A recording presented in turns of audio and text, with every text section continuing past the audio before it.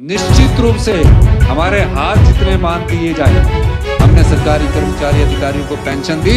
1600 करोड़ रुपए की additional boring बंद नहीं की गई होती, हिमाचल बहुत पहले का खर्चा देने में पैसे की कोई कमी नहीं रहनी चाहिए। तमाम मुद्दों पर आपदा भारी, विपक्ष के हर तीर को काटते रहे मुख्यमंत्री सुक्खू। हिमाचल विधानसभा में केंद्र की अनदेखी के मुद्दे से मुख्यमंत्री सुखविंदर सिंह सुक्खू विपक्ष के हर तीर को काटते रहे। सीएम सुक्खू कई बार प्रतिपक्ष से घिरते मंत्रियों की ढाल बने।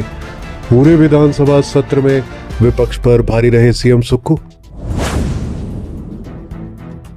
हिमाचल प्रदेश विधानसभा के मानसून सत्र में आपदा सभी मुद्दों पर भारी रही। केंद्र की अनदेखी के मुद्दे से मुख्यमंत्री सुखविंदर सिंह सुक्खू विपक्ष के हर तीर को काटते रहे। 18 अगस्त को सत्र के पहले दिन की शुरुआत ही आपदा पर चर्चा से हुई। विपक्ष ने सारा काम रोककर केवल आपदा के मुद्दे पर चर्चा मांगी तो भाजपा की इस घेराबंदी पर मुख्यमंत्री शुरू से ही आक्रामक रहे। उन्होंने इस चर्चा के लिए विपक्ष की बात मानकर जैसे नहले पर दहला फेंका। सत्र के बीच में ही चंबा, कुल्लू और कांगड़ा जैसे जिलों में भारी तबाही हुई। पूरा हिमाचल बादल फटने, बाढ़ और भूस्खलन की घटनाओं की जद में आ गया। सदन में इस मुद्दे पर सत्ता पक्ष और विपक्ष भिड़ते रहे, एक दूसरे के कार्यकाल की नीतियों को कोसते रहे, मगर एक सुर में इस बात को स्वीकार करते रहे कि हिमाचल भयंकर आपदा की चपेट में है, सबको गंभीर होने की जरूरत है। सीएम सुक्खू कई बार प्रतिपक्ष से घिरते मंत्रियों की भी ढाल बने।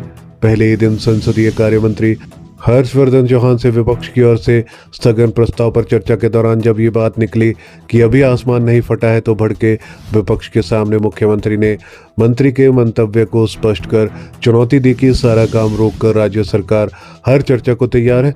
सदन में सीमित साधनों से आपदा राहत देने और केंद्र की अनदेखी का मुद्दा लगातार गर्माता रहा।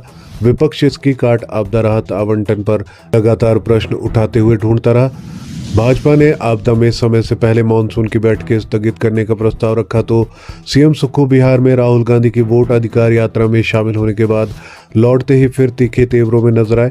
वह पहले सीधे आपदा प्रभावित क्षेत्रों का दौरा कर प्रभावितों से मिले। उसके बाद सदन में विपक्ष के सामने सदन की बैठक को 3 दिन और आगे बढ़ाने की बात कर ये संदेश दिया कि सरकार विपक्ष के किसी भी हमले का जवाब देने को तैयार है, जबकि विपक्ष सदन में नहीं रहना चाहता था।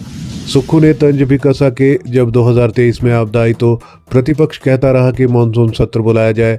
अब जब सत्र चल रहा है तो इसे बंद करने को कहा जा रहा है। पूरे सत्र में विपक्ष ने राजस्व मंत्री जगत सिंह नेगी का बहिष्कार किया और सराज दौरे के दौरान उनके व्यवहार पर प्रश्न उठता रहा तो तिरंगे के अपमान को बर्दाश्त न करने की बात कर मुख्यमंत्री सुक्खू मंत्री के सम्मान में खड़े रहे। 58 घंटे तक चला मानसून सत्र। 12 दिनों तक चला हिमाचल प्रदेश की 14वीं विधानसभा का ये 9वां सत्र तय 60 घंटों में 58 घंटे तक चला, यानी केवल 2 घंटे ही प्रभावित रहे। राज्य विधानसभा अध्यक्ष कुलदीप सिंह पठानिया की सदन के संचालन की रणनीति भी सफल नजर आई। हिमाचल प्रदेश में वित्तीय स्थिति को लेकर मुख्यमंत्री सुक्खू और नेता प्रतिपक्ष जयराम ठाकुर के बीच तीखी नोकझोंक हुई।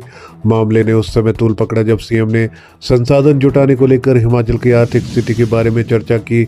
उन्होंने कहा कि भाजपा सरकार ने जाते जाते स्कूल खोलने की घोषणाएं कर दी, होटल मालिकों को बिजली सब्सिडी दे दी, जहां जरूरत नहीं वहां भी अस्पताल खोल दिए, जाते जाते 500 करोड़ रुपए का नुकसान कर दिया।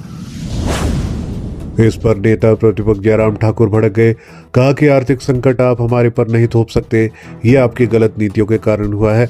विधानसभा चुनाव से पहले ही केंद्र ने तय किया था कि आने वाले 5 साल तक जीएसटी मुआवजा नहीं मिलेगा। ये काउंसिल की बैठक में तय हुआ था। यह सभी राज्यों के लिए हुआ है। कांग्रेस ने जनता को झूठी गारंटियां दी, अब ये गारंटी पूरी नहीं हो रही है तो इसको भी हमारे ऊपर थोपा जा रहा है। जयराम ठाकुर ने कहा कि 3 साल में आपने क्या किया। इस पर मुख्यमंत्री बोले, अभी मैं भूमिका बांध रहा हूं। भाजपा ने सत्ता में रहते हुए जनता की संपदा को लुटा दिया, हम इसे लुटने नहीं देंगे। केंद्र से पैसा न आने पर भी हम अपने संसाधन खुद तलाश रहे हैं। भाजपा विधायक दल ने जब कहा कि आप 2 साल बाद सत्ता से बाहर हो जाएंगे, इस पर सीएम सुक्खू ने सदन में दमदार तरीके से कहा कि सदन से बाहर आते जाते रहते हैं, 20-25 साल से यही चल रहा है।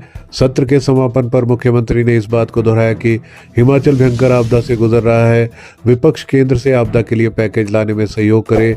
यदि विपक्ष की अगुवाई में उन्हें केंद्र सरकार से आपदा के लिए राहत मांगने भी जाना पड़े तो वह चलने को तैयार है।